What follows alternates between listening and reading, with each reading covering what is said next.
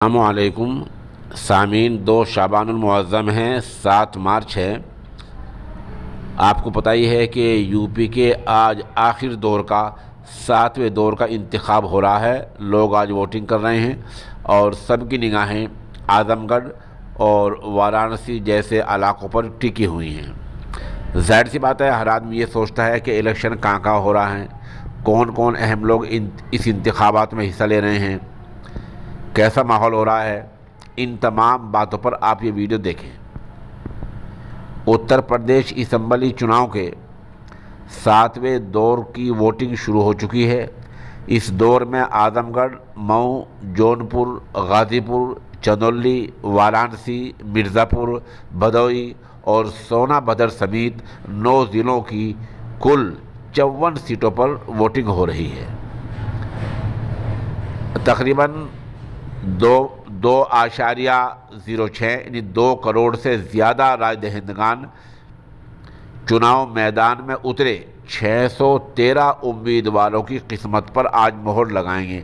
613 उम्मीदवार मैदान में हैं और 2 करोड़ से ज़्यादा वोटर हैं। वज़ीर आज़म के लोकसभा हलका वाराणसी इसी में आता है और अखिलेश यादव का भी लोकसभा हलका आज़मगढ़ आज ही वोटिंग हो रही है।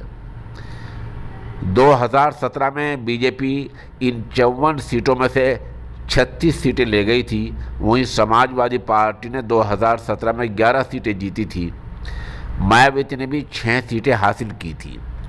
वाराणसी में तमाम पार्टियों के बड़े लीडरों ने प्रचार किया था। यहाँ पर वज़ीर आज़म नरेंद्र मोदी, प्रियंका गांधी और अखिलेश यादव ने अपने चुनाव प्रचार में लोगों से वोट मांगे थे।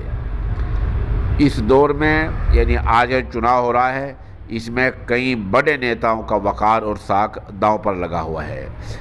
भाजपा का साथ छोड़कर इस मर्तबा समाजवादी पार्टी के इत्तेहाद में शामिल होकर चुनाव लड़ रहे सुभाषपा अध्यक्ष एवं साबिक वज़ीर ओम प्रकाश राजभर और इस तरह मुख्तार अंसारी के बेटे अब्बास अंसारी और इस तरह साबिक MP धनंजय सिंह, ऐसे लोग आज इलेक्शन लड़ रहे हैं। इनकी किस्मत का भी फैसला होना है।